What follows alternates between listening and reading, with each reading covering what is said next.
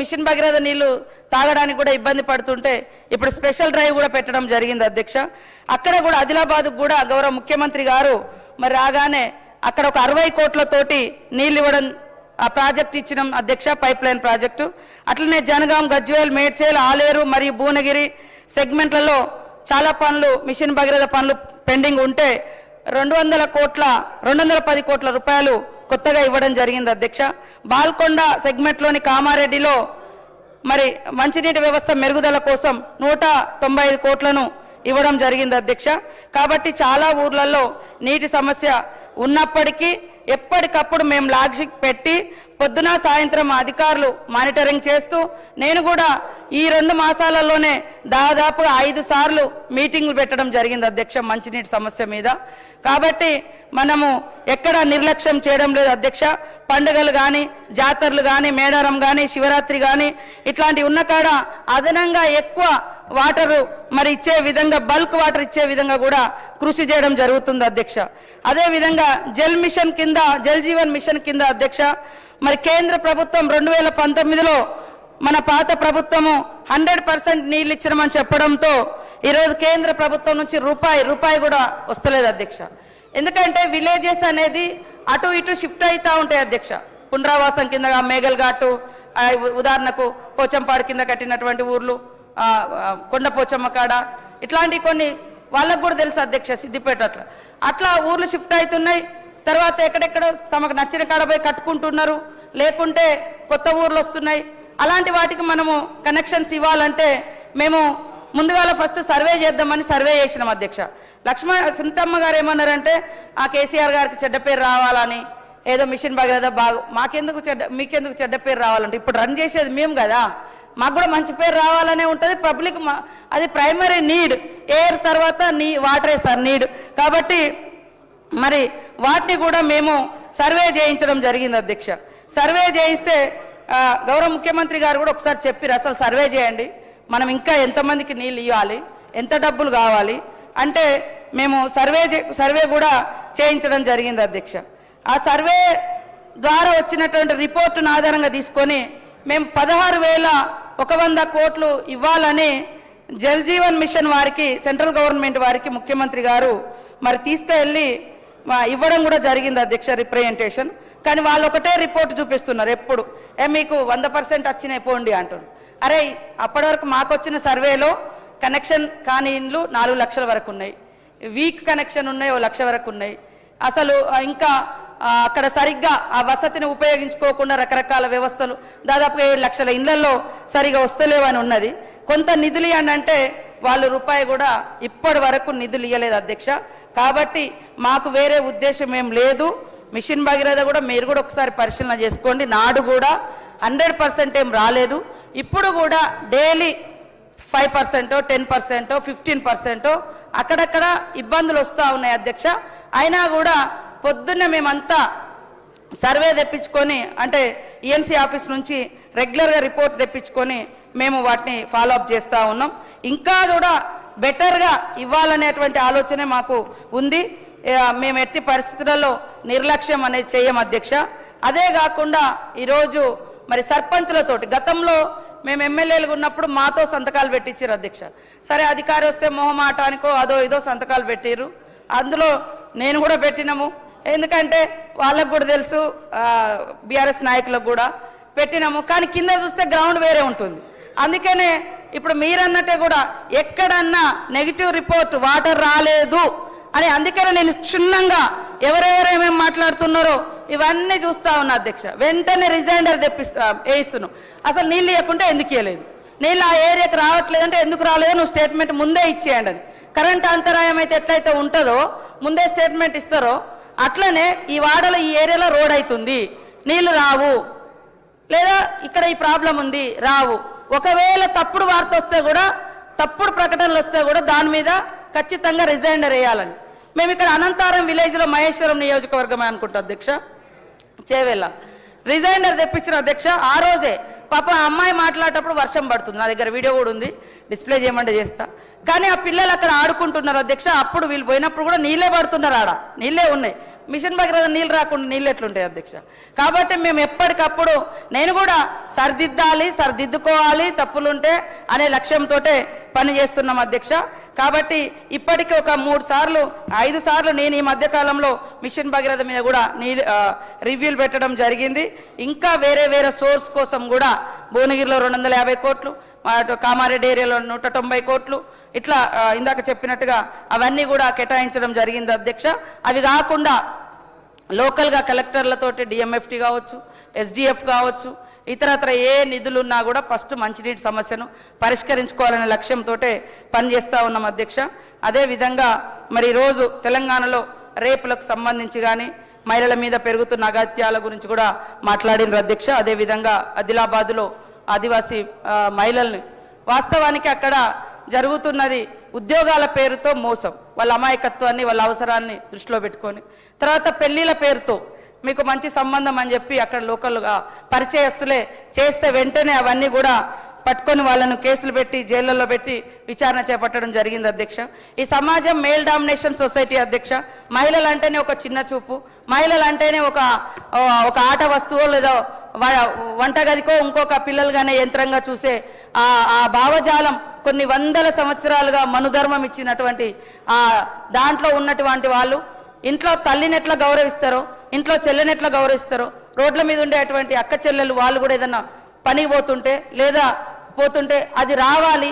అది ఖచ్చితంగా మేము ఈ మధ్య కాలంలో ఒక 2-3 మీటింగ్స్ కూడా మన మహిళా అధికారులతోటి కొన్ని ఎన్జిఓలతో కూడా మీటింగ్ పెట్టడం జరిగింది అధ్యక్ష. ఖచ్చితంగా ఇది నియంత్రించాలి. గాంధీ గారి కన్నా ఏదైతే అర్ధరాత్రి మహిళ ఒంటరిగా తిరగగలిగినప్పుడే స్వతంత్రం వచ్చినట్టు అని వారు భావిస్తూ మనకు చెప్పారు. ఆ స్ఫూర్తి ఖచ్చితంగా అందరిలో రావాలని మనస్ఫూర్తిగా కోరుకుంటున్నాం అధ్యక్ష. తొందరలోనే మేధావులు ఇతర మా మహిళా ప్రజాప్రతినిధులతో ఒక మీటింగ్ పెట్టి మంచి పాలసీ మహిళల కోసం తీసుకొచ్చే విధంగా నా ఉద్దేశం. ఫస్ట్ సారి కూడా నేను చాలాసార్లు అన్న అధ్యక్ష, ఇక్కడ మన అమ్మాయి అప్పుడు ఒక 3 ఎన్కౌంటర్ కూడా అయ్యారు. శిక్ష 2 ఉండాలి అధ్యక్ష. అది ప్రివెన్షన్ ఈజ్ బెటర్ దెన్ అనే ఏదైతే మనం మెడిసిన్లో వాడతామో వాళ్ళకి అవగాహన, ఒక తల్లి అంటే ఒక దేవత, ఒక చెల్లి అంటే నీ తోబుట్టు, అట్లనే బయట మహిళలు కూడా అనే భావనను పెంపొందించాల్సిన అవసరం ఉంది. కానీ ఈరోజు రకరకాల మాధ్యమాలు రకరకాలవి చూసి ఇంట్లో ఉన్న తాత కూడా అమ్మాయిని ఒక్కొక్క సందర్భంలో ఘోరంగా, తండ్రి కూడా ఇట్లా చెప్పుకోవడానికి కూడా ఇబ్బంది ఉంది. కానీ సొసైటీలో మా ఆలోచనలలో మార్పు రావాలి. ఆ మార్పు కోసం శిక్షణ అనేది ఖచ్చితంగా క్లాస్ రూమ్ నుంచి, తరగతి గదుల నుంచే ఆడవాళ్ళని గౌరవించే, ఆడవాళ్ళని పూజించే సంస్కృతి నేర్పబడాలి. అందుకోసమే మరి బుక్స్లలో, టెక్స్ట్ బుక్లలో కూడా ఒక పేజ్ ఉండాలనేది మా యొక్క అభిప్రాయం అధ్యక్ష.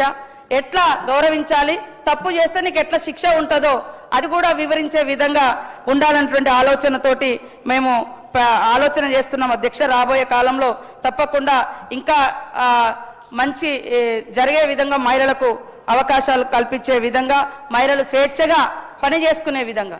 ఈ అభద్రతా భావంతో చాలా మంది మహిళలు తమ ఉపాధిని కూడా కోల్పోతా ఉన్నారు అధ్యక్ష. ఎందుకంటే ఫస్ట్ వాళ్ళు సేఫ్టీ, అది సేఫ్ ప్లేసా కాదా, అక్కడికి పోతే ఆ ఓనర్ ఏంటిది, లేకుంటే అక్కడ మేనేజ్మెంట్ ఏంటిది, ఇదంతా చూసుకొని అక్కడ బ్యాడ్ ఓనరు లేదా మంచోడు లేడు, వాడు కీచకుడు అన్నప్పుడు వాళ్ళ ఉపాధిని కూడా కోల్పోయి ఇళ్లల్లో ఉండాల్సి వస్తుంది అధ్యక్ష. సో సేఫ్టీ ప్లేస్ అనేది మనం ఖచ్చితంగా ప్రతి మహిళకు కల్పించాల్సిన అవసరం ఉంది. ఖచ్చితంగా ఆ దిశగా ఇంకా మరి చర్యలు తీసుకుంటామని ఈ సందర్భంగా తెలియజేస్తా ఉన్నాం అధ్యక్ష. ఇప్పటికీ మరి పోలీస్ అధికారులు వివిధ రకాల కార్యక్రమాలను కూడా చేపట్టడం జరుగుతుంది. డికాయ్ ఆపరేషన్స్ అని, అదేవిధంగా స్టాండ్ విత్ హర్ అని, ఈ సేఫ్ మొబిలిటీ అని, టీ సేఫ్ ఏదైతే ఉందో ఇట్లాంటి సాంకేతికమైనటువంటి పరిష్కారాలను కూడా మరి భద్రతా సేవలు అందిస్తూ ఉన్నాయి అధ్యక్ష. అదేవిధంగా భరోసా కేంద్రాలు ఉన్నాయి, వాటి ఇంకా పెంచుతూ ఉన్నాం. పోలీసు, వైద్యం, న్యాయ సేవలన్నీ కూడా ఒకే చోట అందే విధంగా కూడా కృషి చేయడం జరుగుతూ ఉంది. ఇంకా వాస్తవానికి మహిళల గురించి ఎంత మాట్లాడుకున్నా ఒక ఉమెన్గా మేము కూడా చూస్తూ ఉన్నాం అధ్యక్ష. ఇలాంటి ఇబ్బందులు జరగద్దు, మహిళల మీద మోసాలు జరగద్దు. ఖచ్చితంగా మగవాళ్ళు ఎంతో, ఆడవాళ్ళు కూడా అంతే. అంతరిక్షంలోకి వెళ్ళొస్తూ ఉన్నారు, ఇంకా వివక్షత ఎందుకు సార్? అందుకోసమని ఖచ్చితంగా ఇవాళ మహిళలు వాస్తవానికి తమ మీద జరిగినటువంటి అఘాయిత్యాన్ని చెప్పుకోవడానికి తాము సిగ్గుపడే పరిస్థితి వస్తుంది. అది మన తప్పేం లేదు, చేసినోడు సిగ్గుపడాలి, తప్పు చేసినోడు తలంచుకోవాలి అనే భావన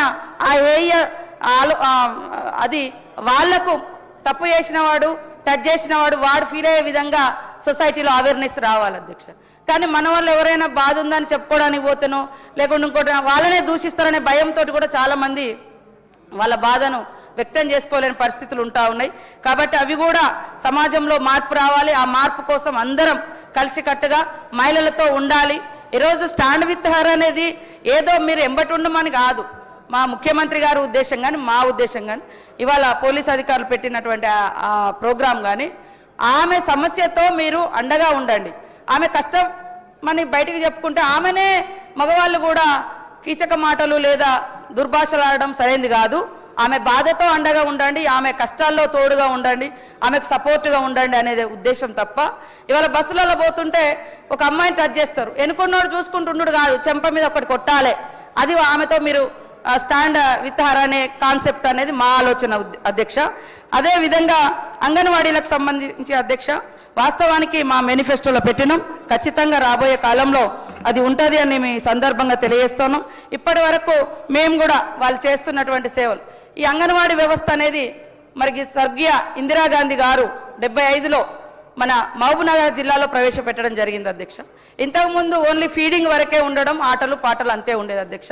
లాస్ట్ 2 years నుంచి వాళ్ళకు యూనిఫామ్స్ కానీ తర్వాత బుక్స్ కానీ వాళ్ళకు ఇప్పుడు టీచర్ అమ్మలకు కూడా ట్రైనింగ్ ఇచ్చి ఇంగ్లీష్ నర్సరీ లాగా కూడా ప్రైమరీ స్కూల్ లాగా కూడా మేము రన్ చేస్తూ ఉన్నాం అధ్యక్ష.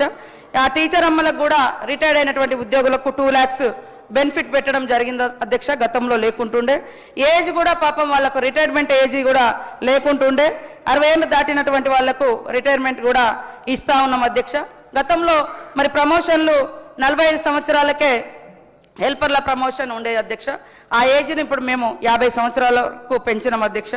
అదేవిధంగా 3989 మినీ అంగన్వాడీలను మరి అప్గ్రేడ్ చేయడం జరిగింది అధ్యక్ష.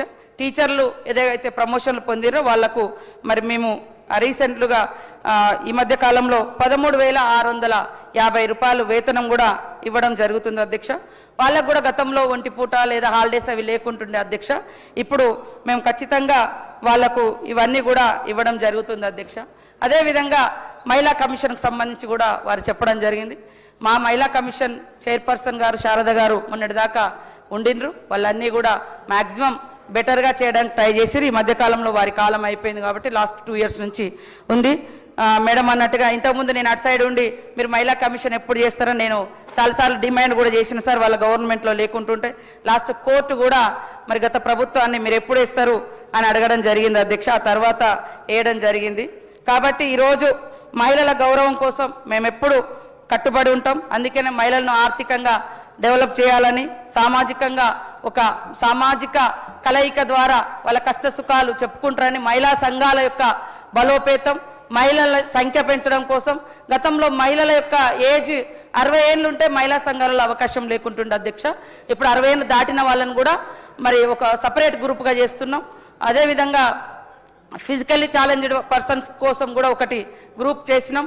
తర్వాత 15 years దాటినటువంటి అమ్మాయిలకు కూడా మరి బాలల సంఘం అని మహిళా బాల సంఘాలు కూడా ఏర్పాటు చేయడం జరిగింది అధ్యక్ష. అదేవిధంగా మహిళలు ఎక్కడైనా పాపం సంఖ్యలో పిల్లల్ని పెట్టుకొని తిరుగుతుంటే మరి పిల్లలకు ఫీడింగ్ చేయడానికి టైం అంటే వాళ్ళకు ఎక్కడ స్థలం దొరకట్లేదు అధ్యక్ష. మేము జాతరప్పుడు మేడారం జాతరలో ఇంతమంది తల్లులు వస్తారు, పాపం వాళ్ళ పరిస్థితి ఏందని అప్పుడు ఆలోచన చేసుకొని అప్పటికప్పుడు మేము అక్కడ కొన్ని ఫీడింగ్ సెంటర్స్ అని పెట్టడం జరిగింది అధ్యక్ష మహిళల కోసం, ఏది బాలింతల కోసం. ఆ ఫీడింగ్ సెంటర్స్ ఇవాళ రాష్ట్రం అంతా కూడా మరి పెట్టడం జరుగుతుంది అధ్యక్ష. ఖచ్చితంగా ఇది మహిళల యొక్క గౌరవాన్ని కాపాడేటువంటి చర్యలు అధ్యక్ష. అదేవిధంగా అంగన్వాడీ సెంటర్లకు సంబంధించి అంగన్వాడీ ఈ మధ్య కాలంలోనే ఫైల్ క్లియర్ అయిపోయింది సార్. ఇంతకుముందు కొన్ని కోర్టులలో కేసులు ఉండే, ఆ కేసుల మూలంగా కొంత డిలే అయింది నోటిఫికేషన్ ఇవ్వడం. రీసెంట్లీ అన్నీ సిద్ధం చేసి నా సంతకం కూడా అయిపోయింది సార్. తొందరలోనే క్యాబినెట్ ముందుంచి 15,000 అంగన్వాడీ పోస్టులకు నోటిఫికేషన్ ఇస్తాం అధ్యక్ష. అదేవిధంగా అంగన్వాడీ సెంటర్స్ హైదరాబాద్ లాంటి నగరాలలో చాలా తక్కువ ఉన్నాయి అధ్యక్ష. ముఖ్యంగా ప్లేసులు దొరుకుతలేవు, కొత్తగా కట్టడానికి స్థలాలు దొరుకుతలేవు, మళ్ళీ మనకు పక్క ఊర్ల నుంచి అంటే ఇవాళ గ్రామీణ ప్రాంతాల నుంచి వలస వచ్చేటువంటి పిల్లల యొక్క ఆర్థిక ఇబ్బందులు చూస్తే వాళ్ళే వలస వచ్చిరంటే వాళ్ళు పేదవాళ్ళు కాబట్టి వాళ్ళకు కూడా మనం అంగన్వాడీ సేవలు అందించాలనే ఉద్దేశంతో హెచ్ఎండిఏ పరిధిలో 274 బస్తీలలో 25,310 మందిని గుర్తించడం జరిగింది అధ్యక్ష. చిన్నపిల్లలు కానీ గర్భిణీ స్త్రీలు కానీ వాళ్ళ కోసం 37 మొబైల్ యూనిట్ల ద్వారా సేవలను అందించాలని హైదరాబాద్, మేడ్చల్, రంగారెడ్డి, మరి సంగారెడ్డి ఈ రకంగా అందించి ఈ పోషక విలువలను అదేవిధంగా ఆరోగ్య పరీక్షలు, టీకాలు, ఫ్రీ స్కూల్ విద్య ఇవన్నీ కూడా పిల్లలకు చేర్పించాలనే ఉద్దేశంతో పనిచేస్తున్నాం అధ్యక్ష. కాబట్టి ఇంకా ఏమైనా ఉంటే కూడా తప్పకుండా మేము మంచి సలహాలు ఇవ్వండి, సరి చేసుకుంటాం.